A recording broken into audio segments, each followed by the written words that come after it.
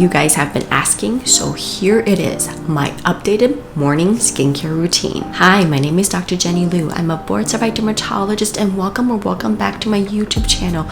If you enjoy learning more about skincare, hair care content, all things dermatology, if that sounds good to you, I love it if you can give this video a thumbs up and subscribe to my channel. I want to share with you guys my typical routine for the morning, and also now that we are in fall, going into winter, I want to update you guys on products that I typically use when it's drier and colder outside. And also want to share a few tips on layering, especially in the morning when you use vitamin C, which I typically do. Vitamin C serums can sometimes get a little finicky and it can be tricky to layer products around. That's one of the common questions I get. But also share with you guys a few alternatives to vitamin C if you're looking for a different antioxidant to use in the morning. I like to view my morning routine as prevention and protection. So prevention against UV radiation, environmental aggressors, and other things that may come my way, whether it's irritation from acne, friction, I don't know, whatever my skin is going to take on during the day. And obviously prevention in the sense sunscreen, because the biggest enemy when it comes to skin aging is sun damage, which is why I often, aside from sunscreen, incorporate a vitamin C serum. For the evening, I like to think of repair and rejuvenation. So that's really where I focus most of my anti-aging ingredients and products. Aside from anti-aging, acne is also one of my struggles and something I try to address in my morning routine as well as in the evening. But in the evening, since I'm often using a topical retinoid, which can be irritating, I try to reserve my other acne fighting ingredients that could also be potentially irritating for the morning. If you have a couple actives that you want to incorporate into your routine to avoid irritation, you could either split them up into morning and evening, or you can alternate at night. So for example, I mentioned in my previous evening routine video, alternating like that skin cycling trend of an alpha hydroxy acid treatment with a topical retinoid long-term can give you great or even better, more enhanced anti-aging results than say using any one of those ingredients alone. So I'm gonna start off with cleansing. Now I do cleanse in the morning.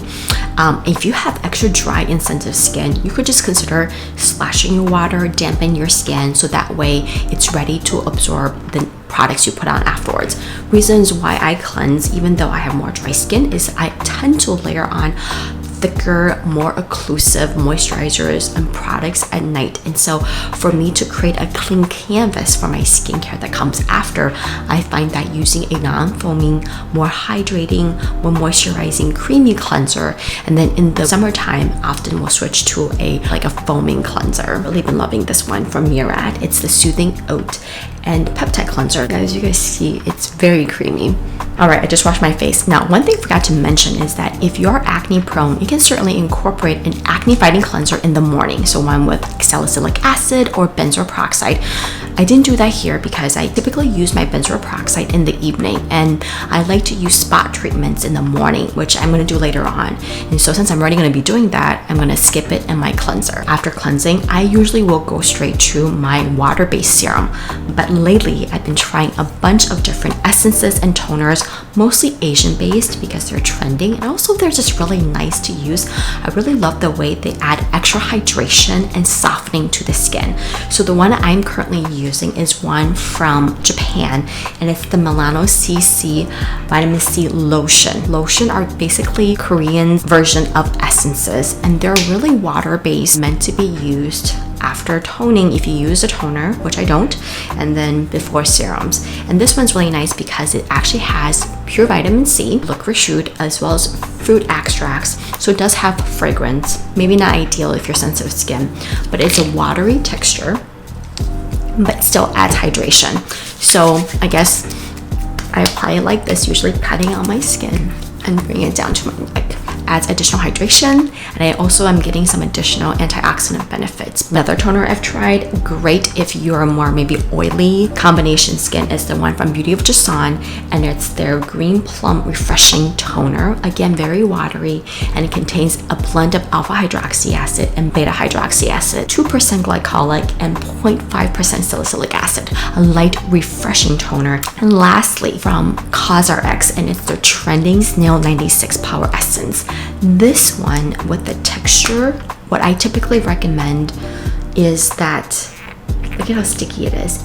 It's almost, even though it's a serum, almost have a hyaluronic acid like texture. And because of that, if you do use a watery, say vitamin C serum, I recommend actually layering this on after your vitamin C. I love the fact that it's ultra hydrating but absorbs really quickly, and even though it's a little tacky when you first pump out of the bottle, it absorbs very quickly. It leaves minimal residue, not sticky at all, but super hydrating. And we know that Snail Mucin has a lot of great hydrating, moisturizing, anti-inflammatory benefits, and may help with collagen production. The essentials of skincare are cleansing, moisturizing, and photoprotecting, and that is what we all should be doing, absolutely doing on a daily basis.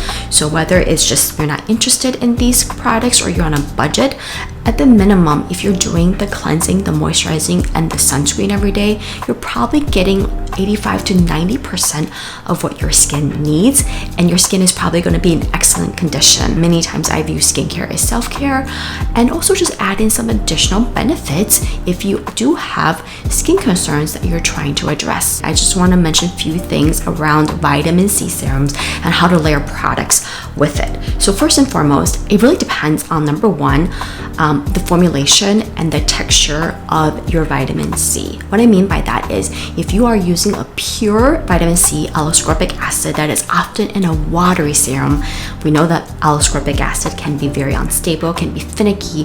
I often like to have that as one of the first products that contact my skin after cleansing. And if you do use a toner or essence, for the majority, they're usually very watery, very lightweight, so certainly okay to put that on before your vitamin C.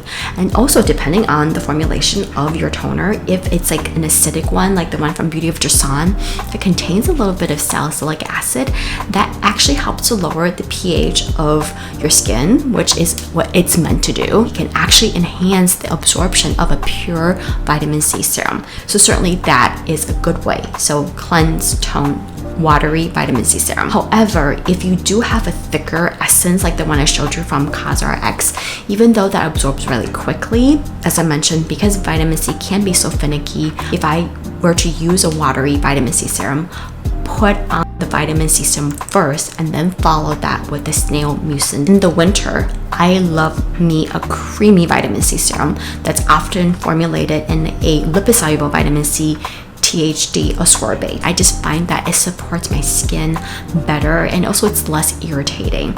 So the one that I'm currently using is from Peter Roth Thomas, 20% THD ascorbate, and it's definitely a very creamy texture, so really great for those who have dry and sensitive skin. But yes, it's almost like a light lotion texture. And when it comes to THD ascorbate vitamin C's, they're not as finicky, they're a lot more stable. In fact, that liposolubility actually enhances its penetration, and some studies have shown that it actually absorbs much more readily than pure vitamin C. So even if you were to apply it after another watery serum, if it's a thicker formulation, chances are it's probably getting into your skin just fine. This serum obviously is pricey, so if you're looking for a more affordable, or say it's something that's less creamy in texture but still light lotion or emulsion texture, check out the one from Vanicream. In a milky, lightweight serum, but it's not watery. It's still more hydrating though than like a watery vitamin C. It contains THD ascorbate along with ceramides, and Vanicream is just a great line, especially if you have eczema prone, sensitive skin, rosacea prone skin. If vitamin C is not your thing, number one is polyhydroxy acids. They actually not only are great gentle exfoliants, ideal for sensitive skin, great humectants that helps to hydrate the skin as well, and also have been shown to actually reduce skin damage or protect the skin against UVB radiation. But the two other ingredients that I think can be also good alternatives to vitamin C is number 1, resveratrol, and 2, copper. So resveratrol is a very potent antioxidant found in berries, grapes. It's actually a polyphenol. It's what gives drinking wine the benefit. One that I've used for many years is from Skinceuticals, their resveratrol BE. Now that is more an evening repair serum to target anti-aging concerns. One I want to share with you guys that I recently found in my skincare stash is from Kiehl and their resveratrol lift line. It's a lightweight cream, but actually much lighter in texture compared to the Peter Thomas Roth vitamin C that I just used. It is pretty heavily fragranced, and that's the one thing I have to say about Kyle's products. Another product I actually just remembered is from Naturium, and it's their polyhydroxy acid topical 12%. And this is a great watery serum that is just hydrating, but with that 12% polyhydroxy acid can also offer some antioxidant benefits. The next ingredient is copper peptides. I definitely feel like copper is having its moment right now. I've seen so many skincare lines launching with new copper-based products. Like for example, Peach and Lily. This is one that I wanted to recommend with other antioxidants, hyaluronic acid to really plump, target signs of aging. Copper can be great and beneficial for a couple reasons. Number 1, it's a great antioxidant, also has anti-inflammatory benefits, but also has wound healing benefits and have been shown to help stimulate collagen and support collagen production. So I want to just show you guys, this serum is really watery, lightweight, but still hydrating. The one thing you do not want to do when it comes to layering products is add copper to your L-ascorbic acid vitamin C, because copper could potentially oxidize L-ascorbic acid. In theory, it's probably okay with THD ascorbate based vitamin C because that vitamin C derivative is way more stable. But because I'm already using antioxidant vitamin C in the morning, I typically reserve the copper, the peptides, the other anti-aging products for the evening. One more serum I wanted to share with you guys, and that's the CosRX Vitamin C23 that contains 23% pure vitamin C along with ethylated vitamin C, vitamin E, and hyaluronic acid in a watery serum. And it does naturally have this yellow hue. Pure vitamin C, anything that is above 20% has been shown to actually not enhance absorption and may actually reduce penetration. First few uses, it definitely burned quite a bit on my skin. It got better with daily use, and I attribute that burning to the high concentration of vitamin C, which definitely can happen. So if you are someone that is already pretty sensitive to pure vitamin C and have a hard time tolerating it, this may not be a good product for you. The burning was transient. It didn't cause any flushing, any redness, or any skin barrier breakdown for me, but I can envision for someone that's sensitive to pure L-ascorbic acid, this probably could be a no-go. Otherwise, I think for its price and for its formulation, it's a decent serum. Great for those maybe with more oily and combination skin. After my vitamin C, I go in with my treatments. So usually the things I'm targeting is acne or post-acne marks. For acne predominantly, I like to use products commonly with salicylic acid. Sulfur would be another good alternative. I steer away from benzoyl peroxide because number 1, benzoyl peroxide will deactivate pure vitamin C. And 2, benzoyl peroxide for me is pretty irritating, which is why I often use it as a cleanser in the evening. Number 1, the one from Paula's Choice that contains 1% salicylic acid that can be a great exfoliant, help with pore congestion, but does it in a more gentle way. With other hydrating ingredients, that's going to be more nourishing, but still very fast absorbing, and certainly it's 1%, so you could put it all over your face as well as tolerated. I do find that, some individuals may not tolerate salicylic acid as well as vitamin C together, can cause irritation. I have used this to spot treat certain areas of my face, predominantly like the nose and the chin where I tend to get breakouts and pore congestion. Another great spot treatment I love is from Cetaphil, their Gentle Clear Triple Action Acne Serum that contains 0.5% salicylic acid, so lower concentration, more gentle, more suitable for sensitive and rosacea prone skin.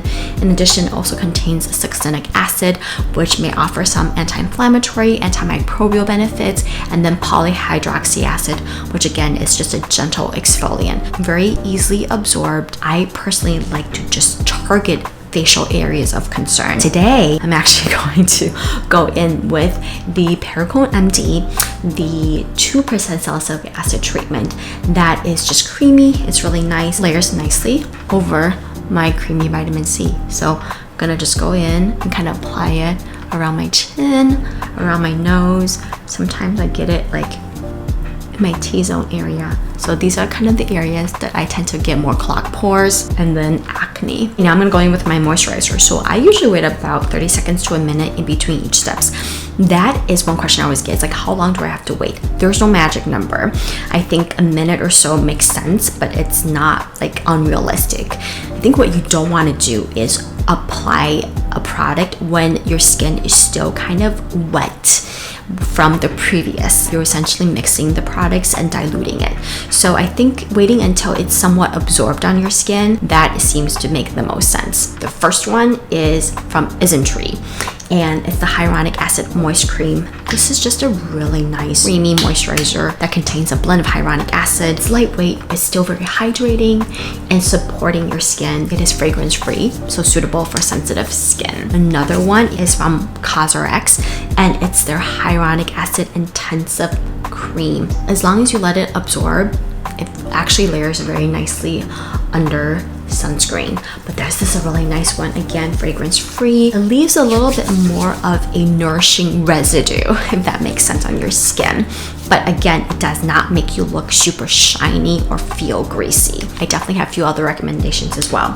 One is the Kiehl's Ultra Facial Cream. It's a lightweight cream. Texture-wise, it's not as rich as the one from CosRX. It absorbs really nicely. Next, if you want to be a little fancy, also really love and recommend Laneige, their Blue Hyaluronic Acid Cream Moisturizer. Contains blue hyaluronic acid, and blue hyaluronic acid is new hyaluronic acid essentially made by Laneige, and it's much smaller in size compared to traditional hyaluronic acid, which basically means that it can get deeper into your skin, offer more hydrating, plumping benefits. But this is a really nice cream, not heavy, very hydrating. I actually have been loving this. Great for honestly normal skin, combination skin, dry skin. I think it's really suitable because it does not leave a heavy, tacky feel. One last moisturizer that I also think is just really lovely, worth the splurge, is from Charlotte Tilbury, their new launch, and it's the Magic Water Cream.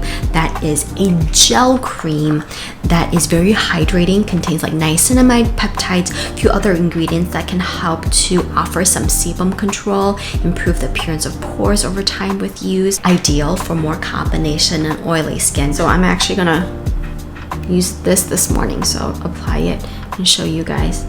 Yeah, so this is what it looks like. Not heavy, not sticky, does not look very shiny.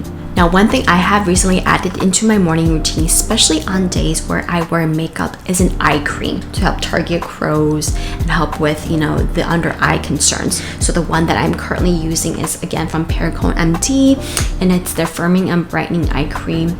Mostly put it around the under eye area and then kind of focus it on the crow's too, mostly to target the dryness. I don't put it all the way up to the lash line. My eyeliner and mascara would more likely run and smudge, and so this is where I just tend to focus it on where I'm gonna apply my concealer. Lastly is sunscreen, and the one that I'm absolutely obsessed with at the moment is from List. It's their polyglutamic acid dewy sunscreen. Very hydrating, very supportive of your skin moisture barrier, but with such a nice, elegant finish.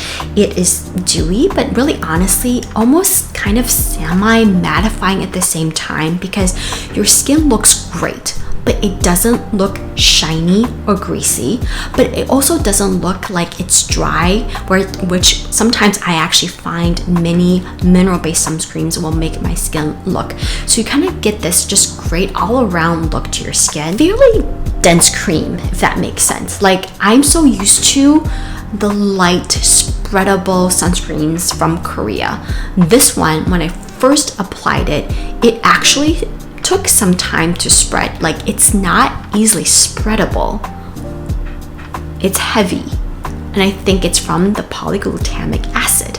But so I'm gonna just rub this in as I show you guys. Once you rub it in, oh my god, it is literally what my skin needs. But if you're looking for something that predominantly has more mineral filters but still is hydrating but does not leave a white cast, check out this one from Coco Kind, and it's their Silk SPF that contains a hybrid, but it's predominantly zinc oxide, and it is really nice and creamy but spreads really nicely, and after you let it absorb, it really leaves no white cast. A really nice, elegant, hydrating sunscreen that doesn't feel heavy, doesn't look shiny, just a really good one to use. Alright guys, so that is a run through of my morning skincare routine. I hope you found this video helpful in helping you structure a morning skincare routine to better help you address your skincare goals. Let me know if any of these products I mentioned, what you think of them, and also please comment below with other video topic ideas. Thank you so much for watching. I'll see you next time.